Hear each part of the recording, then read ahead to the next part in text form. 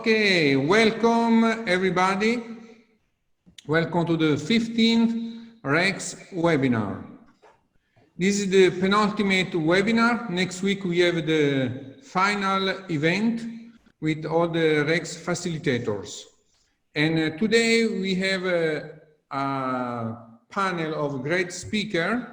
As you can see here, we have David Patchell-Evans, David Stalker, Laurie Smith, Mark Harrington, Mark Lauder, Ronnie and Philipp Roesch-Schlanderer.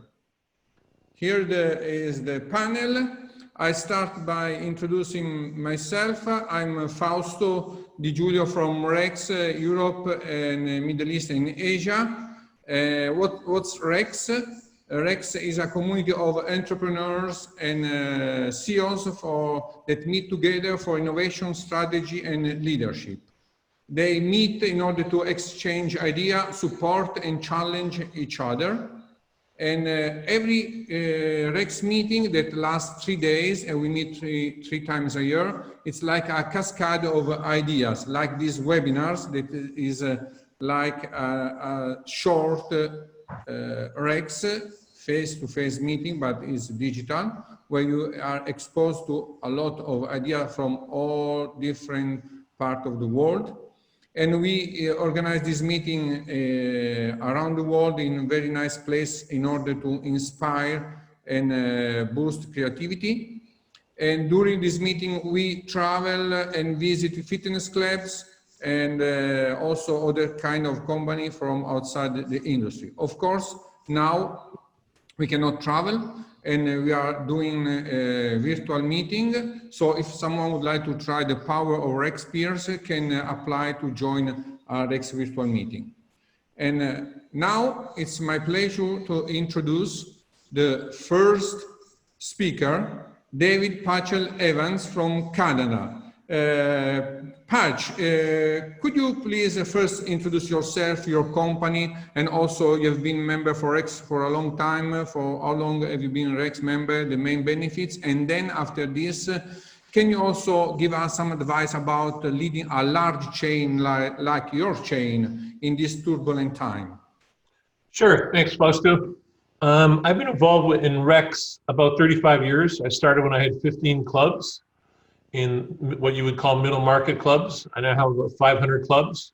250 clubs are middle market to up market. I also have about 100 franchises in the boutique space and 250 clubs in the budget area. So there's quite a variety. And I would say that the Roundtable has led me to a lot of these ideas, taught me everything, took me from being a personal trainer essentially to a large club operator. I even learned what EBITDA means. So the Roundtable has been fantastic that way. And I think the principal benefit of it is the interplay of ideas. Why are you doing this? Why should I do it? Why should I think about it? It opens up your mind. And at the same time, I think the important thing about our industry is it opens up your heart. The different things that people have to contribute and the different ways people do things around the world. Canada is a very multicultural society. And so I have members from every country on this panel, and I have staff from every country on this panel. And so that really gives you a perspective of what you need to do and how you need to grow.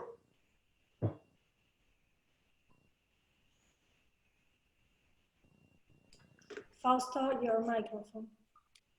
Okay. You're mute, Fausto. Okay, can you also give us some suggestion about how to lead in turbulent times? I think you asked me, how do you run a great big company?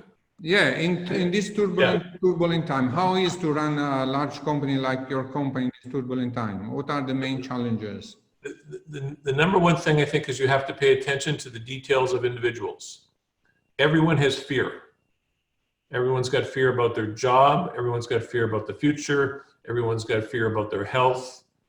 So to run a large company of 500 clubs, you have to run it like one club, paying attention to individuals. And now more than any other time, I think you've got to have an opportunity for people to feel that you're connected to them. that you think the same things they think, you have the same fears they have, and that you have a plan. People need to know that you have a plan. So our staff engagement, which we measure probably every 3 months, is at the highest level it's ever been. And our membership engagement is at the highest level. The clubs that have opened up have higher retention now than they had beforehand. I mean, we came in with a digital offering, yes, but the key thing that we've come through is staying connected to our members and staying connected to our staff. And treating people the way they'd want to be treated is the way we got from 1 to 500 locations. And I think in a crisis like this, people need to know that you care about them. They need to know that they're the fundamental thing. The fundamental reason you get up in the morning is to make sure that they get up in the morning to look after the members when we reopen. And I think that's all the difference in the world, looking after individuals. Thank you, Patch. Thank you. Now let's go to UK and Europe. We have today the president of EuropeActive. And David, what are the biggest outcomes of the COVID-19 experience that you believe create opportunity for the industry going forward? Can you unmute yourself, David? Yeah, that will cause endless amusement to compatriots around the country, as I always give them a hard time about forgetting to unmute, fallen for my own trick. So going back to your question, which was about experiences that really create the opportunity for the industry. Having looked and having been involved at sort of trade body level for a long time, it's interesting to look and know that the population, the general population, the education they've taken around the value of well-being in building resilience, and it sort of may take a decade to see whether this converts to sustained change in attitudes and behaviors, but it should create fertile grounds to do that, and as a result, we will get a higher profile with governments, investors, and the media. However, I think across Europe, we must remember it is well-being now that is the goal. It's not the sustainability of gyms. It's up to operators to show that they are the drivers now of this well-being agenda. And so I feel there's a great chance here to reset, to come back as something more, not a wounded version of what we were, but with higher aspirations to deliver genuine services and outcomes. And that obviously started with safety and definitely starts with our people, as Patch mentioned, and we need to upskill that workforce and remember that our people, I don't think you could get a set of people less suited to lockdown than the health and fitness industry or maybe the acting industry, but they have been, and we must be very aware of their needs in terms of our staff, but also that we come back and we are able to look at being sort of physical, social, mental well-being deliverers in our local community and embedding everything in the community. All trade associations have felt that this has raised the profile, but let's be honest, in the States alone, pharma will spend $300 million on lobbying and 100 million euros in Europe. And where our opportunity really is to box clever and take it down to local government, recognize that we are crucial health delivery partners and really embed ourselves. So as we reopen, are we at last going to be those community delivery partners, not just within our facilities and outside our facilities? So that may be linked digitally, but we are likely to see places open and close. So as I see Europe open, it is those who are embracing the opportunity for us to take our rightful stance at the top table as a delivery partner of health and wellness and well-being across the globe, working together. Thank you. Now, Laurie, after your introduction, could you please tell us what are the main leadership lessons you got from COVID-19? Great. Well, thanks for the invitation to participate today, Fausto. Really appreciate it. Nice to be on such an esteemed panel. My name is Laurie Smith. I'm the Senior Vice President for Villa Sport Athletic Club and Spa. We have 7 large multi-purpose clubs in 4 different states. As of this morning, all 7 have opened. Our 7th club was able to reopen this morning, all in various stages with lots of restrictions and protocols and so forth. As I thought about the main leadership lessons, there's so many, and I only have 2 minutes, so I think I just have 4 I'll share this morning. When we're all completely out of our element in this unprecedented situation like the COVID-19 pandemic, I think our core values and our true north are more important than ever in guiding our decisions, whether it's related to operations, finances, human resources, or customer service. And then second, I think we all have to be comfortable making decisions with little to no precedent or history to look back on, and very little assurance of what either the short-term or long-term future will be. And we have to be humble and be willing to course correct when some of our decisions inevitably don't work out. We can't be an island. You know, we need to utilize and empower all the resources we have in our companies, as well as in our club industry network, as Patch was talking about Rex. At the same time, we all need to become as knowledgeable as we can, reading everything we can, attending industry webinars, participating in roundtables, staying abreast of the news, really be aware of what's going on. And then similar to what David just said, this is the time to reevaluate every aspect of our business and figure out how we're going to stay in business, first while we're shut down for many months, and then second, once we're open but running a skeleton operation. Can't be business as usual. Like David said, your staffing model may change, your pricing model may change. Every program and service you offer, you need to evaluate whether it's profitable or not. This is the time to make those adjustments. And that's my 4. Thank you, Laurie. Now let's go to Mark Harrington. Mark, of course, after your introduction, can you tell us what are the 5 biggest surprises you found during the reopening? Excellent. Well, thank you for having me. Happy to be here with this amazing panel. So my family and I, we operate 24 clubs in the Boston area, the USA. We have 5 different brands ranging from premiums, women-only clubs that have been around for over 43 years, high volume, low cost clubs, nonprofit clubs, and we also operate corporate facilities around the city.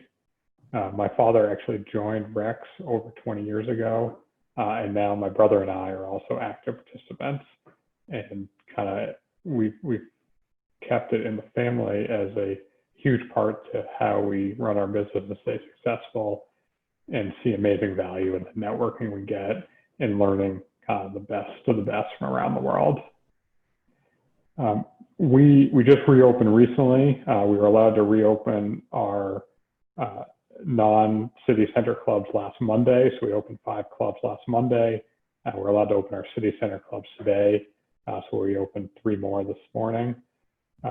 And we're still learning which way is up.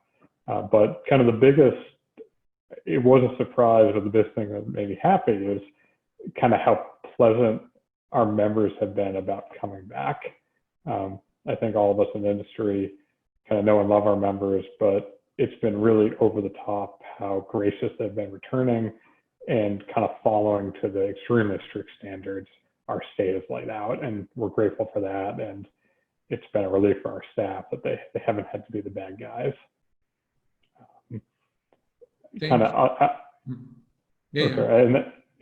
I think the other kind of main surprise we're seeing is kind of the difference in kind of attitude of returning between staff and members. About 60% of our members are kind of ready to come back this summer, where only about 20% of our staff feel the time is ready to come back. Our fitness professionals in particular have really taken to the digital programming and see extreme value to that, and are all looking for ways to integrate both physical and digital going forward, even now that they're allowed to be here. Thank you, Mark. Now, during the webinar, we have operators, owners, and CEOs together with suppliers. And now it's the turn of a supplier, Mark Lauder. Mark, could you please introduce yourself, of course, and tell us how can clubs help people with physical and mental stresses created by COVID? Well, thank you, Fausto. My name is Mark Lauder. I'm Vice President of International Sales for HydroMassage. HydroMassage is a manufacturer of dry heated hydrotherapy lounges and beds, which help members both physically and mentally recover, and are a source of incremental income for owners. We're very proud to have been a REX trusted supplier for over 6 years. We think it's very valuable. It gives us a great vehicle to share ideas with great operators. So it's been a very valuable association for us. And with that, I'm gonna share a screen here. And also you have to let me know if you see the whole thing. Yeah. Is that good? Perfect. We can see it. Perfect. Okay. You know, the question was, how can clubs help with the physical and mental stresses created by COVID? And, you know, definitely COVID has created stresses and anxieties for a lot of people, whether that's fear, worry, anxiety about health, job, loved ones, feeling alone, isolated as a result of social distancing, adverse changes to their sleeping, eating, or drinking patterns, to worsening of health conditions. As a result, I think people are becoming much more aware and concerned about strengthening their immune systems and improving their overall health and well-being so they can overcome or minimize these stresses to be in a stronger position to fight off COVID and other diseases. As David Stalker mentioned, I think a greater focus by the fitness industry on overall wellness and recovery will be a growing expectation of members and a great opportunity for the fitness industry to take the lead on. Now, as we know, depending on the country, if you look at the percentage of people that are members of clubs, it ranges from less than 1% to around 20%. So if we can broaden the appeal of fitness clubs to this 80 to 90% plus who do not currently join clubs by offering a range of wellness options which appeal to them, we may be able to motivate a greater number to join clubs. As well, this could help with retention of existing members as well. So what is wellness? The Global Wellness Institute defines wellness as the active pursuit of activities, choices, and lifestyles that lead to a state of holistic health. As you can see, wellness is multidimensional.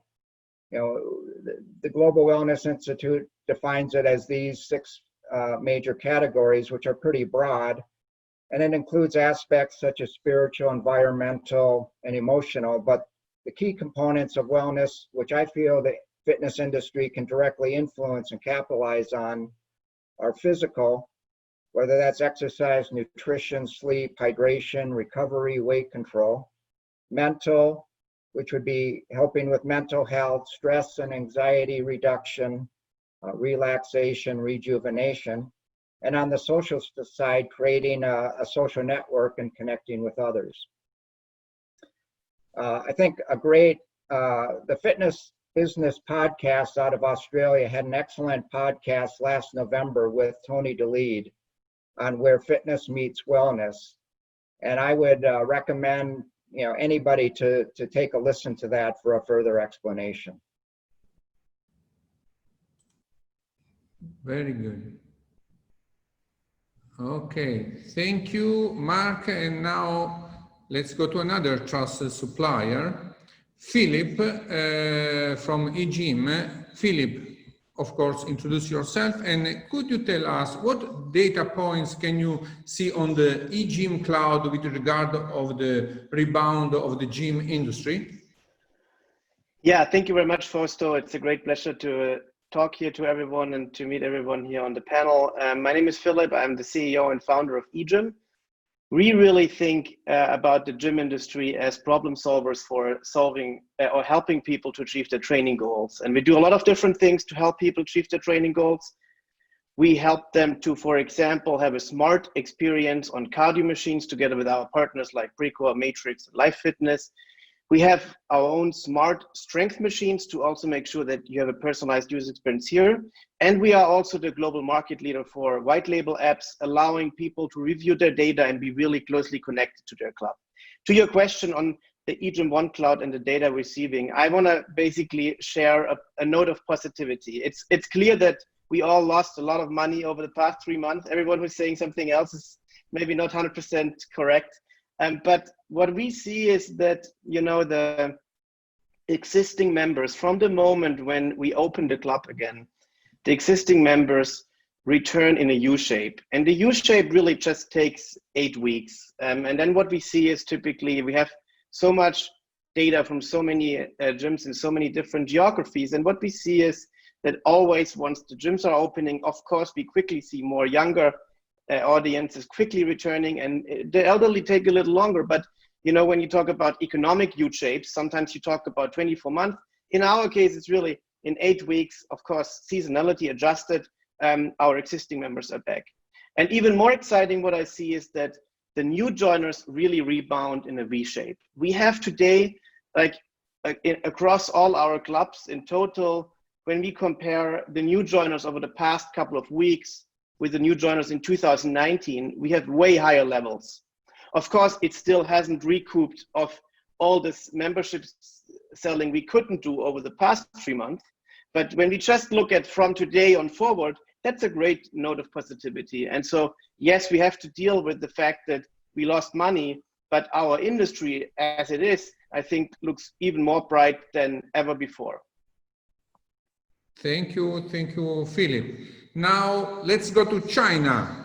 We are all interested to know what's happening in China. And Ronnie, can you please introduce yourself? And you were the first to close and the first to reopen in the world. Could you please tell us the biggest surprise on reopening, what to avoid when to reopen?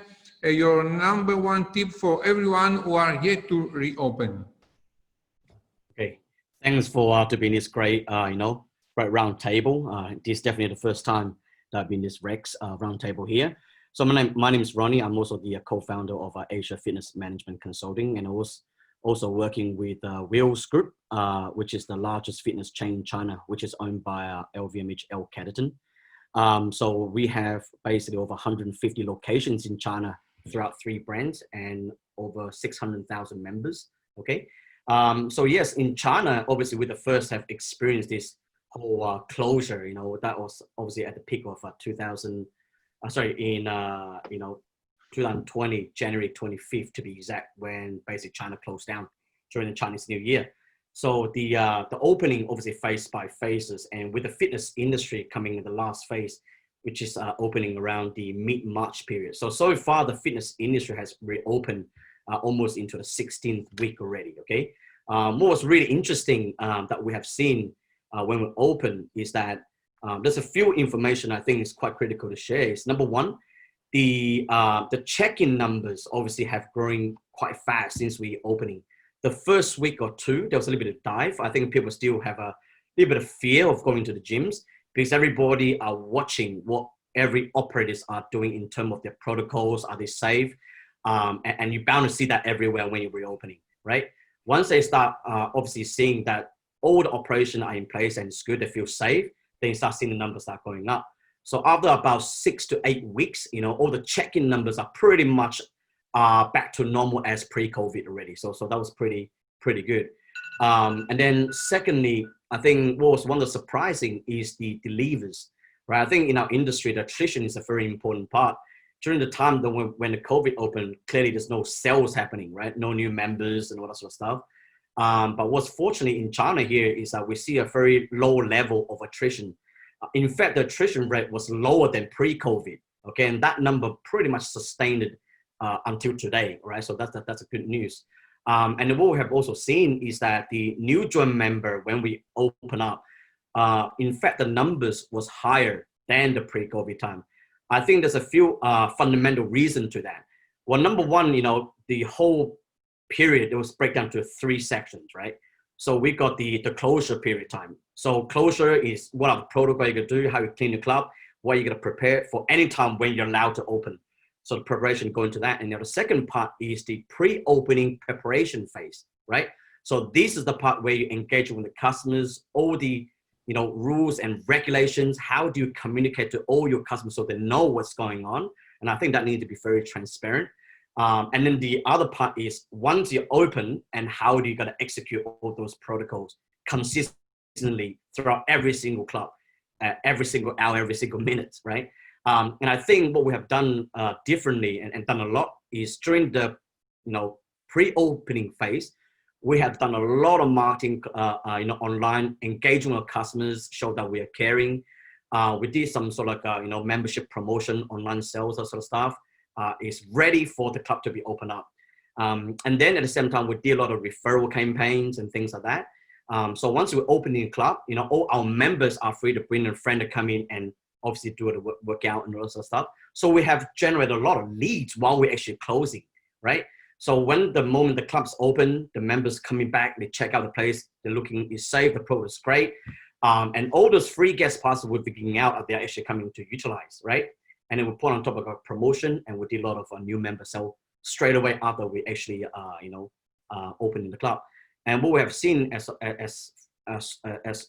latest as June performance, we're obviously performing better than last year before this COVID, with Beijing still shutting down, right? So far in China here, generally the big operators, they are definitely moving on the right directions. But unfortunately, you start seeing a lot of smaller operators or operators that didn't have the cash backup, they don't have the funding or didn't have the experience or the protocol. We start seeing a lot of them are facing a lot of challenges, right? Because during the closure time, a lot of landlords still asking for rent, okay? I think different countries, they have different government support. And I think a lot of smaller operators, they have a lot of hard time during this period. And we start seeing phases of these operators start closing right now. There's a lot of merge and acquisition happening right now. That's happening in China. But that obviously exposed a lot of opportunity for the player that did the right thing, or they have the fund to keep on growing. And you start finding a lot of operators are looking for new sites because now all the real estate is going down. So therefore now it's actually a good opportunity to finding the right sites and for your future expansion, that sort of stuff. Now, if there's one thing I would say, if you're gonna opening up the club, the biggest thing I have learned is that I would say there's 2 things. Number one, it had to be very, very clearly and transparently to communicate your plans with your staff. They need to have the buy-in first and understand they agreed, and also they believes in it, okay? And then the second part to that is to communicate that plan to all your members. So they know exactly when they come into the club, what they're expecting, what they're seeing, okay? Because one thing for sure, what we have experienced, that when members come here, you can see they're all observing, they're watching everything you have done. Is that what you say you're going to do, right? Now, the second part to that is how well you consistently execute with excellence, right? Therefore, your protocol has to be very straightforward. It can't be too complicated. You need to meet the government criteria. Now, obviously, different companies have extra steps to give protocols, right? But I think the key part is the consistency of executing those protocols, because that's what you gain the confidence of your customer, and that's where they'll keep on coming back, okay? So if anything, I would say with that part there. Now, the second one I want to add into that, and one of the learning curve that we have had is that, there will be bound to be people, terminating their memberships, okay? Now, different countries have a very different level of impact by unemployment rates at the moment, right? For example, if you're seeing South America, some of them unemployment rate is very, very high. When someone are actually worrying about where I'm going to pay my bills and all sorts of stuff, gym membership obviously is the last option they're going to think about, okay? Now, so I think there's a few options laying out for you, right? Now, technically, these people will come and terminate the membership, okay? But once you terminate membership, you straight go to attrition rate. Your attrition goes high, your leaves go high, okay? Now, the option here is depending how generous the company is to their, loving members, right? They're in a hard time. So one of the suggestions we have done is if people actually come in to cancel, we understand why. If that was a financial objective, is a reason that I just can't pay for it, instead of allowing them to cancel, we actually give them a complimentary suspension. Because that doesn't go to attrition. That's just freezing their membership, right? Until, obviously 3 months or 4 months until further notice and subject by management approval. That way, at least I can still retain this customer here, okay? Or they can still go online, check out online programs, still can engage, still can become a loyal member until this thing blow over, they will continue paying the membership again. I think that works quite well in the Western world where you have auto-pay system. All I do is suspend your auto-pay until whenever you're ready to come back. In China, the difference is everything's paid up front, right? Auto-pay doesn't exist in China as of yet. So everything pay membership 1 year, 2 years, up to 10 years up front, right? So what we do instead is we extend the membership and the period of time they're supposed to pay a suspension fee, which is waived off. I think that's a good strategy to retain your member during this difficult time and throw in some sort of thing that we can help them and they can continue work out at home through either live classes or that sort of stuff. And that will build up the loyalty of your members during the time where they actually don't have a gym membership. So I think these are the things that I would say is some of the best practices that we have done. And at the end of the day, I think show that you care to your customer is where you're going to gain your loyalty in the long run and a good brand image and word of mouth. Thank you, Ronnie. This is very interesting to know what's happening in different countries around the world because there are, every country is in a different stage of this crisis.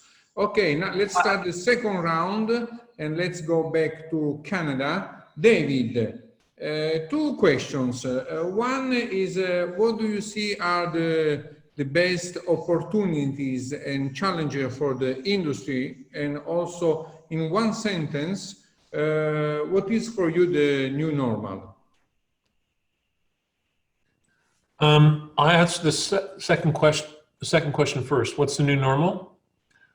If you took a coin, on one side of the coin is clubs that are not as expensive, and the new normal for them is an extension of the old normal, but it's highlighted.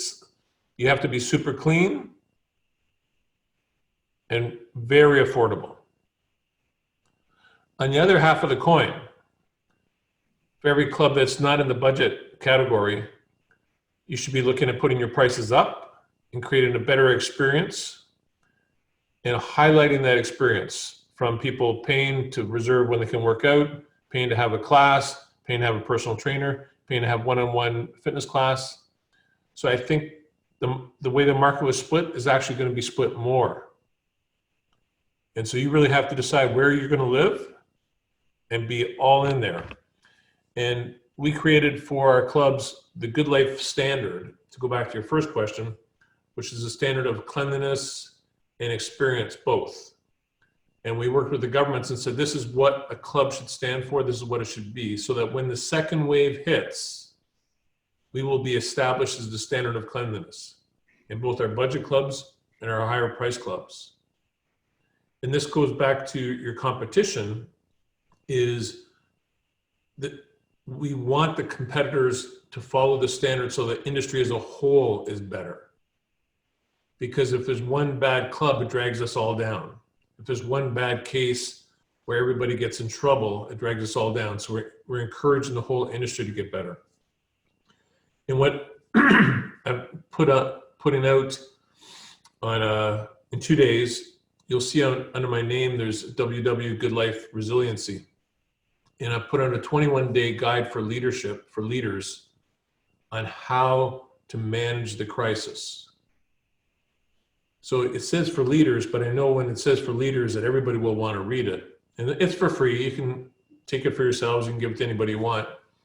But the idea is that we as individuals lead our society. And so as a lot of you guys were talking about, we set the example. If we want to be part of the solution for society, let's do different things in our clubs that say to people, this is the way you get healthy. And the great graphs you had about mental, physical, emotional health, you tie it all together. And so we have to be clean, safe, and then inspirational. And that's where we have to go. And it doesn't matter what category you're in, you just have to be clear about what you're going to do in that category. I think that should cover it, Fausto. Thank you very much. Let's go back to Europe. David, as Europe is opening, what are the key challenges and takeaways the operators are reporting at this early stage? Yeah, to be perfectly honest, Fausto, everybody who's spoken has really covered those areas. Particularly Ronnie went into some detail. In the end, it's one globe, and we all experience the same type of things, no matter where we live. Caveated with the point that Patch made about being able to influence government and make a difference to it is easier in some countries than it is in others. However, it becomes crucial that we do that. What I'm seeing across the industry is that we need to focus as an industry on meeting the customer where they are and understanding the customer in the clubs and outside the clubs. And we can take the physical, social, mental well-being of the community, and we need to influence and have that impact on that. We probably should always have been doing that. That was probably our mission all times, and we have gone down just getting better at what we were already good at, and now this opportunity has come up, and we absolutely must do it. And now I sit on here as president of EuropeActive, but I also sit on here as chief executive of Myzone for EMEA and APAC, and I see the digital impact. And I don't think any of us, regardless of whether I'm Myzone or Philipp there or anyone who's had it, can say that digital has not become a key part of going forward and securing this. I really think we cannot underestimate if this was a marathon, are we on mile 5 or are we near the end? I don't know. Is this the first quarter or the last quarter? I'd put it closer to the first quarter, and I think I'm an optimist. Therefore, we are going to see closures and shutting down, and we need to look after our people and make it happening. And we've got to get that digital offering right and be working with people. We need to, as an industry, we've got some great people, and a lot of people on this call started as fitness instructors, rowers, whatever it happens to be that you were, and we've grown up through it, and now it's at the big table. Make a difference, and that's what I'm seeing in the UK and Europe, is a desire to absolutely make a difference. So do everything Ronnie said, be clean, be precise, get all those things right, lead by example, and let's not forget the mental issue. What this has done to people and affected people, we are the key to solving that problem. Is that at the front of your play on where you're going? These all become crucial factors. I have sat for 30 years in meetings, and I hear the same things in all of them, and now's the moment. It really is the moment. That magic pill that the pharmaceutical industry has wanted to patent, and we've had the whole time. Now we need to get out there and use positively. Quality operations, it's happening. Quality cleaning, it will absolutely happening. Will we make a difference to viruses and people catching them? Absolutely will. Will we be part of our local community? This is the only way politically in most countries we can have an impact, because it is only at the local community level that we can really drive change. And from that it grows and grows further up the stem. So I'm really excited, really proud. I've hugely been that I'm a member of this industry and have been forever, but now's the chance to grasp it and do it. So going to your, what will the new normal be? I think we have one choice, and that's we have to change or start our managed decline. So we attack with all the energy, vibrancy, and creativity that we've had to create the next generation, something that resembles that sort of horse to a car.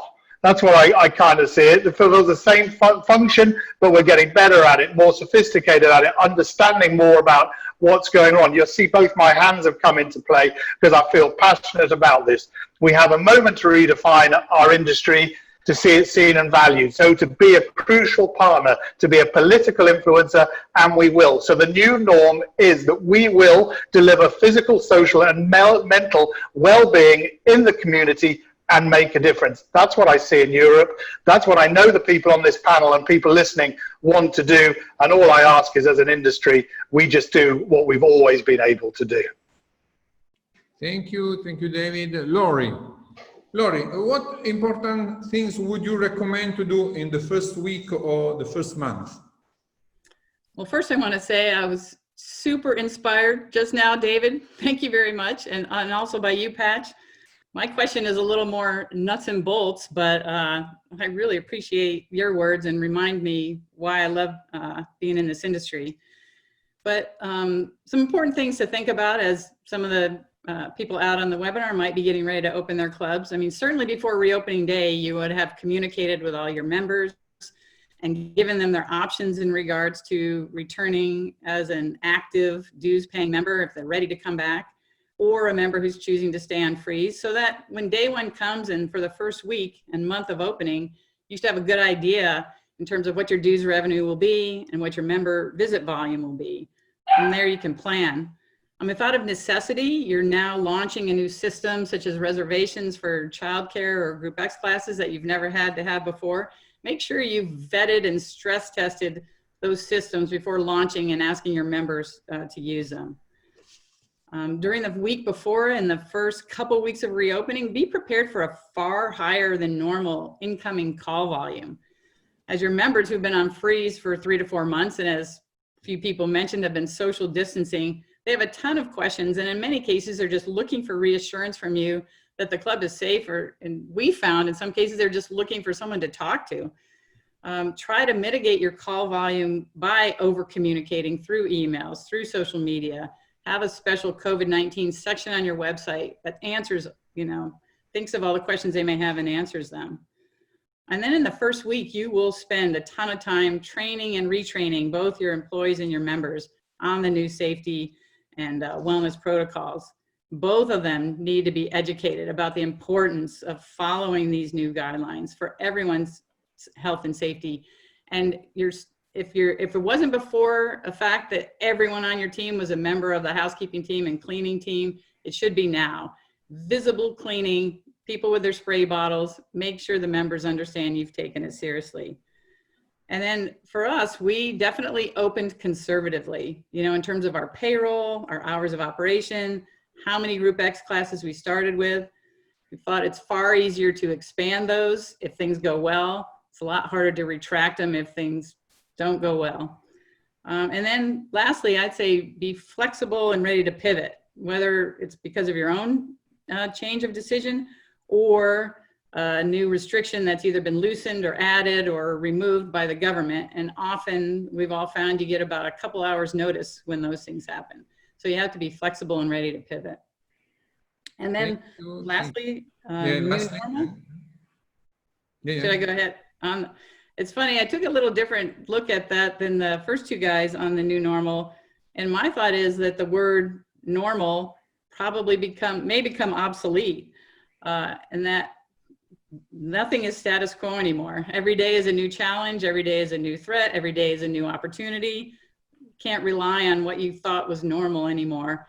And you have to, move forward into the future knowing that. Thank you, Laurie. And Mark Harrington. Mark, what is for your chain the biggest challenge, and how you are thinking to face this challenge? The first or the two biggest challenges? Excellent. Well, I'd say if you lead like Patch recommends and do everything that Laurie just recommended, your challenges are going to be a lot less. So take those to heart. I think for us, one of our largest challenges is with our premium clubs. We spend an incredible amount of time working on our experience, our member experience in particular. And most of what we did to create a fabulous member experience is out the window. We're currently operating at about 10% of total occupancy and expect to be able to go up to 20% of total occupancy and probably be stuck there for the next 6 to 9 months. So how do we create kind of this amazing experience that our members are used to without the community feel and all the members around them that they're used to? So we're spending a lot of time working on that and trying to figure out what that experience means. In addition to that, we're engaging with a large percentage of our members through exclusively digital means. So before, when members were coming to our clubs maybe once to twice a week, we are expecting, at least for the next 6 to 9 months, maybe they're coming into our club once a week and engaging with us online once a week. So how do we create that experience in club that they know and they're going to want to come back to, and then also create an equally high experience that they're expecting in the online world? So that is our biggest challenge, working through that. When we look to the new normal, I think Laurie said this, but it's not going to be normal. We're looking at a total change in people's lifestyles. Most large employers are not sending employees back to their office. People are working from home. It looks like kids' schools are only going to be at half capacity at max. So what this does is it totally transforms everyone's life and what their schedules are. So kind of the old normal of our clubs were busy before work, at lunch, after work, we don't expect that to come back. So how do we adapt the consumer, provide this high quality experience throughout the day, and then also provide this experience to meet them kind of where they are, where they're homeschooling their kids, where they're working from, and keep people engaged moving forward. Thank you, Mark. Mark Lauder, how can the fitness industry incorporate wellness and recovery into their clubs and, of course, monetize it? Okay, I'm just going to share my slide here. You see that? Also? Yeah, perfect. Okay, I think there's really 4 steps to how clubs can incorporate wellness or recovery into their clubs. And the first is to reposition existing services and introduce new offerings that will focus on overall wellness and recovery and not just exercise. I've listed on this slide a variety of different modalities in the physical, mental, and social sides that you could consider when you're looking at what additional services you may want to provide in your club. The next step then is to create a physical wellness or recovery zone within the club, offering 3 to 4 of these modalities to start. And this is really important to create this since it creates a presence and shows that you're serious about wellness, especially if you're going to charge extra for it. The next step, obviously, is to train your staff and educate your members on selecting the right wellness options for them. And then last, you need to really market and promote your clubs as a wellness provider. And as you can see from this graph, the global wellness economy is huge, 4.5 trillion, and growing at about 8 to 10%. So the opportunities in this area are tremendous. So, how can you monetize wellness? There's really 3 different ways to monetize wellness. One is ad hoc or per session. You could charge per session or offer a package of sessions, say 10, 15, 20 sessions. The second would be a monthly add-on membership. For example, charging 15 euros a month to access a single or multiple services. And the last is a tiered membership. And the tiered membership can be a base membership, which lower price, offering primarily fitness or exercise, and then offering also a premium wellness membership, which includes the base, the fitness and exercise, plus the wellness services you want to offer, and other extras like bring a friend, multi-club access, and those type of additional services. With hydromassage, we've seen the greatest success in generating significant revenue for clubs with a tiered membership structure. The key is to position and price your wellness recovery services in a simple format within your membership structure, which makes it easy for your staff to explain and sell to members, and for your members to understand and say yes. This add-on or premium package should disproportionately provide more value than what you're charging for it. And the goal really should be to try to get 50+% of your members purchasing that monthly add-on or tiered membership.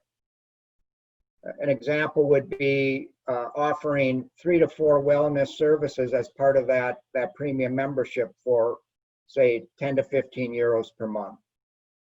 So on the new normal side, I agree with what Laurie said. I think the new normal will be uncertainty and the need to be adaptable and flexible to change what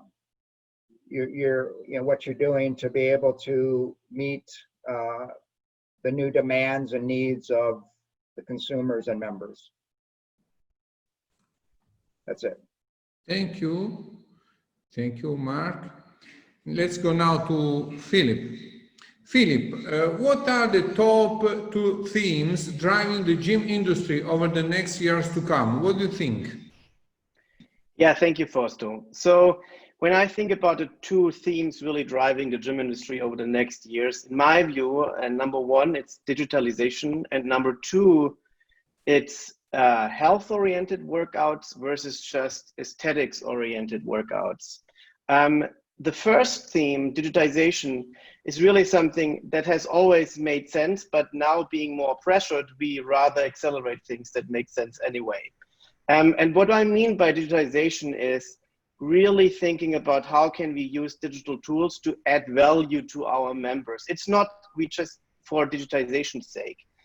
And smart operators really think, what is the core of my offering? And that's the training floor inside my 4 walls. And how can I use digital tools to really, advance my offering of the core of my business, the training floor? And when I talk about digitization, what I really mean is a personalized user experience. This is really what digitization allows us to do. And so typically when members come to the gym, they have a training goal. So to achieve that training goal in a very personalized way on our training floor, that should be really our number 1 goal. And when we think about what are actually people doing on our training floor, there's a great company from the UK called Gymmetrics, and they've done studies on more than 1,000 training floors in the world, looking what are actually people doing on a training floor. They supply sensors everywhere. And 77% of the time spent on training floors is just cardio machines and strength machines. And so what we really think with regard to digitization is, okay, Philip joins the gym, he wants to lose weight. How can I make sure that all the cardio machines and all the strength machines know exactly who Philip are, and how can these machines guide him through a perfect workout, and how can then those machines record all the workout data, make sense out of this data, and send it to the gym's own app. And this is then really also the bridge to outside the 4 walls. But we have basically started digitizing our core business. We have meaningful insights about the workout data and lead that outside the 4 walls. Unfortunately, I've seen a lot how gym operators started doing something that can somebody do who doesn't operate a gym. And that's not digitizing the gym industry. So I really encourage everyone to think about how can we digitize really the core of our business. The second theme that is driving the gym industry is health-oriented workout versus aesthetic-oriented workouts. And I'm super glad about this because, of course, the market for health-oriented workouts is much, much larger than people that have the determination to reach the perfect bikini shape. And so we can really, add a lot of value here. And as we operate these, connected training floors, we are also in a digital way much more agile. And so what we did during the month of lockdown, we've developed a tool called Immunity Boost. It's a training program, comparable to weight loss and muscle building and many other training goals, but it sets all parameters to really, boost the immunity of an individual, and at the same time, managing and minimizing the immunosuppression, the moment right after the workout, where we are more likely to be infected. And while we saw in the past that our top 2 training goals that have been picked, on our partners' cardio machines and our own smart strength machines, and in our purely digital offerings, the 2 top training goals have always been, no surprise, weight loss and gaining muscles, and both roughly each 18% of the users. Since we launched Immunity Boost, 38% of all people that pick the new training goal pick Immunity Boost. And this is a huge opportunity for our industry, because it allows us to not only be there for the people that are determined enough to have the bikini shape, but everyone was locked down at home for 8 weeks, and they were told that if their immune system is not strong enough, their life is at risk. And there's no better way to strengthen the immune system than working out. So we can be such an important part of the solution. We just need to really, as to David's point, have also that mindset shift. We should not have in our management meetings always just running through the sales numbers. We should think, what's the success rate for people that want to lose weight? What's the success rate of people that want to, get rid of their back pain? And this is really how we then create a lot of value. And I think that's a huge opportunity.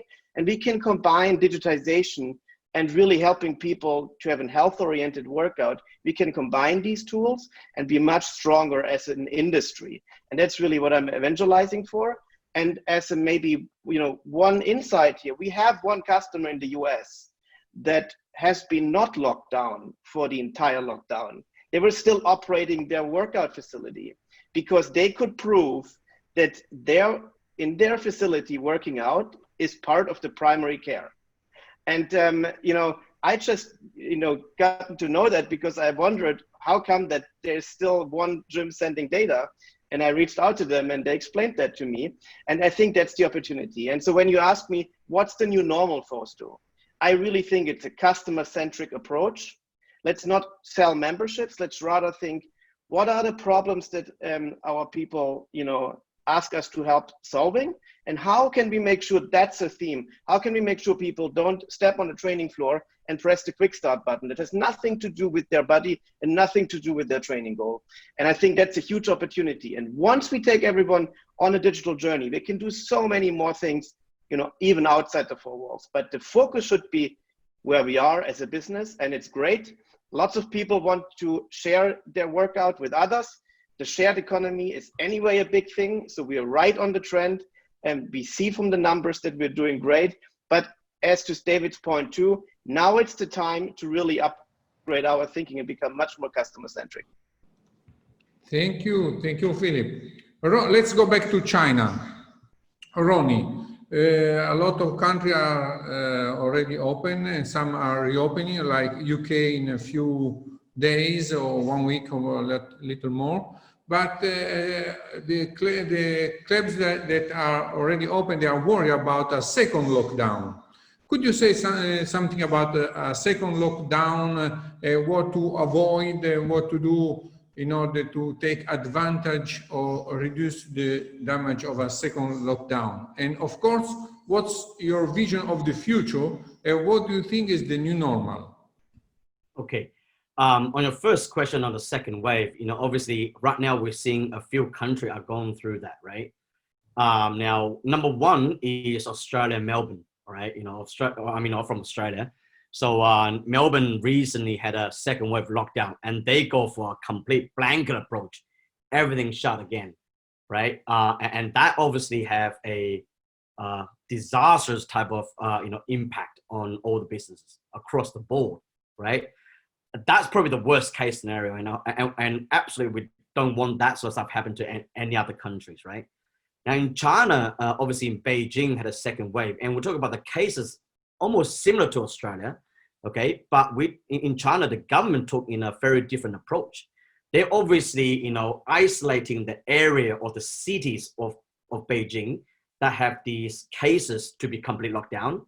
but the rest of the city, they don't have a strict quarantine as those went under the lockdown. Now, in terms of also for the fitness industry, there's certain type of criteria that was, less stricter than before during the full lockdown period.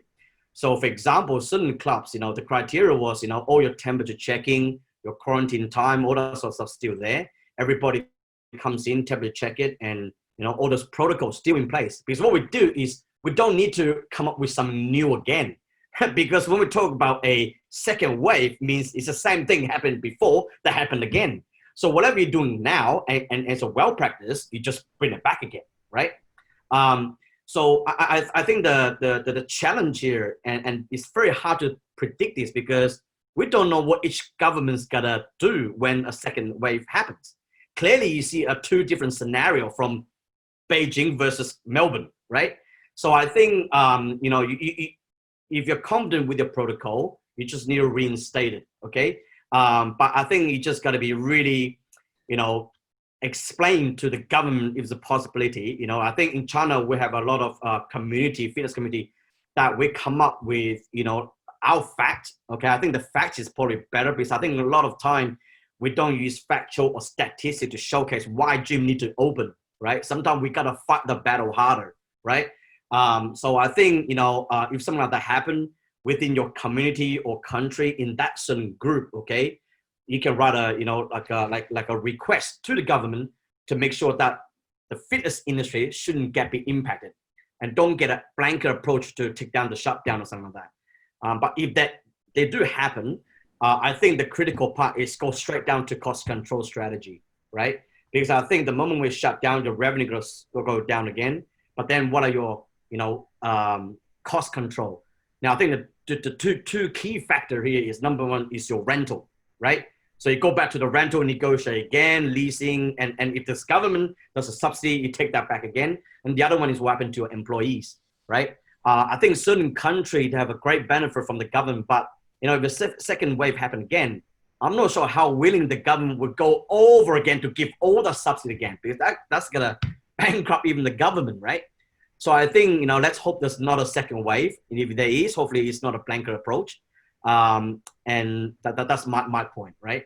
Now, to your second point on the new normal, it's always been tough to be the last person to talk about new normal. I think everybody on the panel have shared some of the best, and I totally agree with everything, right?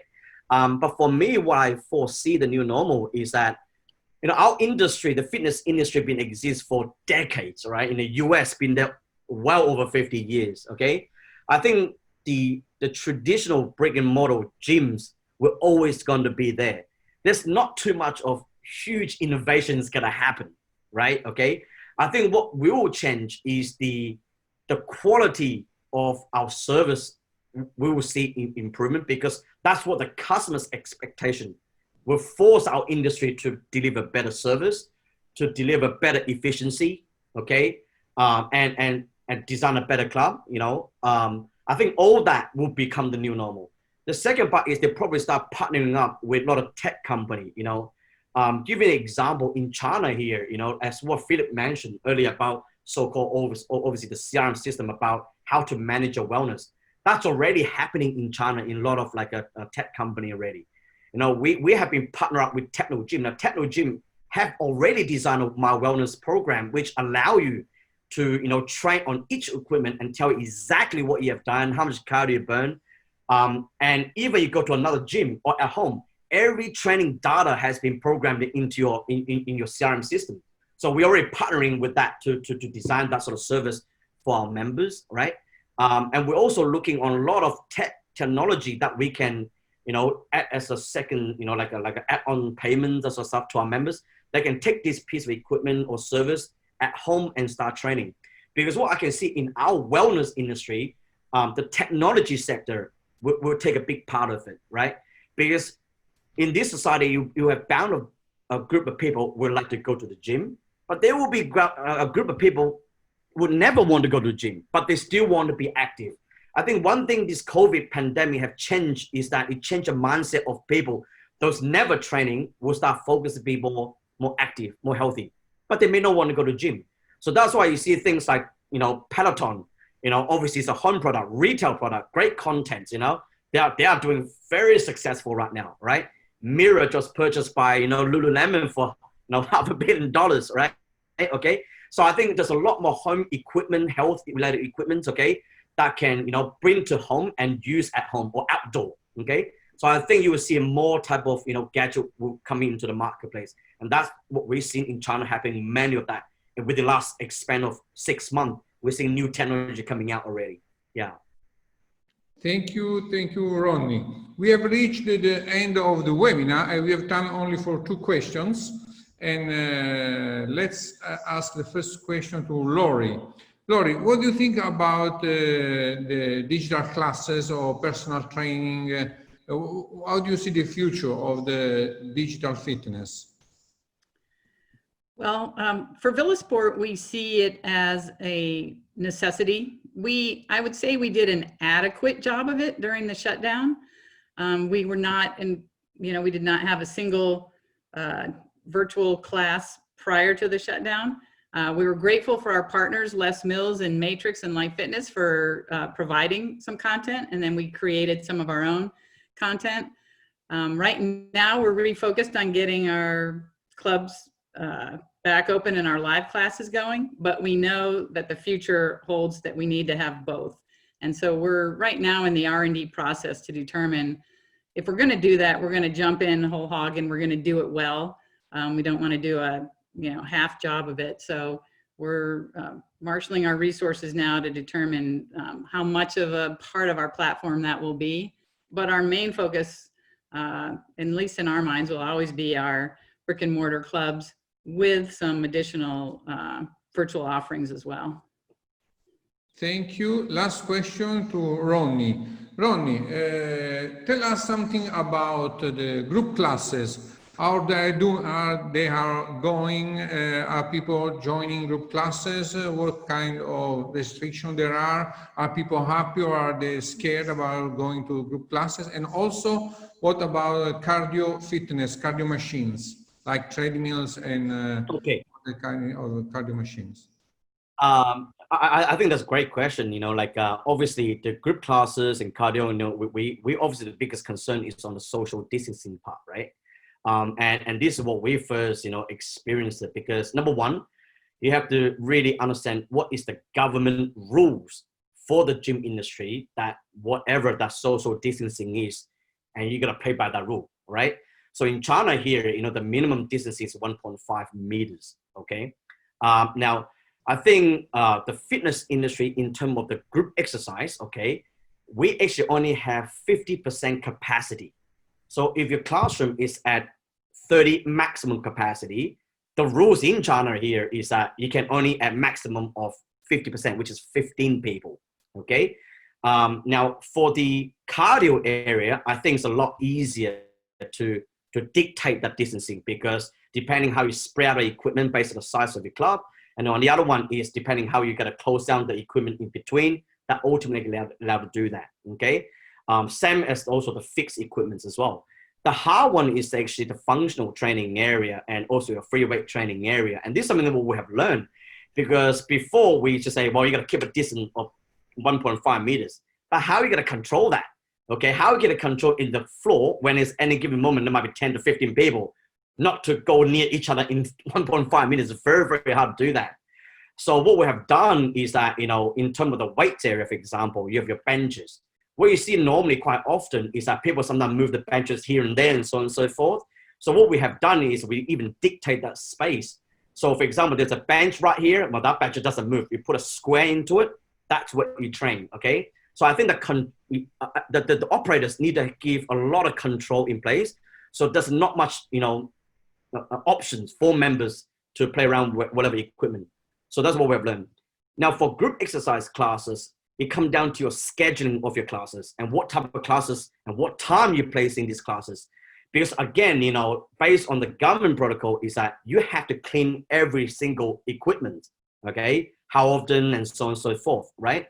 So when you're placing your classes, let's say you have one group studio and your peak hour, let's say you have 3 classes, okay? You might have a yoga class, and then you might have a body pump, and then you might have a body combat, okay?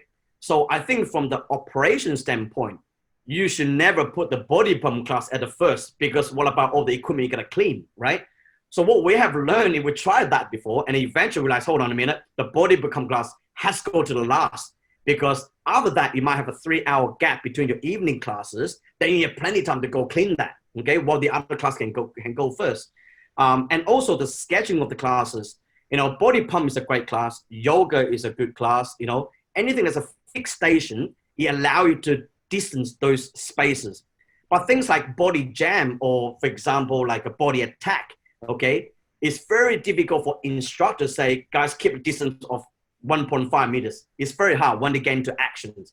So those classes obviously will have been really minimized, okay? And it will put more classes that's more functional, you know, station-based type of workout. It becomes a bit better. And that's what we actually, what we have learned, because we have cases member complain that, dude, man, that guy was too close to me, right? And things like that. And or when we're cleaning the classes, didn't have enough time because next class was back to back. So you might want to spread out your normal timing a little bit more. So that's some of the, probably the things that we have learned from this whole things. Thank you, Ronnie. And thank you to all the speakers, Patch, David, Laurie, the two Mark, and Philip. Thank you, of course, to all the attendees. And see you next week for the grand finale with all Rex facilitators from all around the world. And also I want to say thank you to the more than 100 speakers that we hosted during this 15 webinar. And have a nice week, and see you next week at the same time for the grand finale, Rex grand finale. Thank you. Have a nice week. Bye, everyone. Bye. Bye. All the best.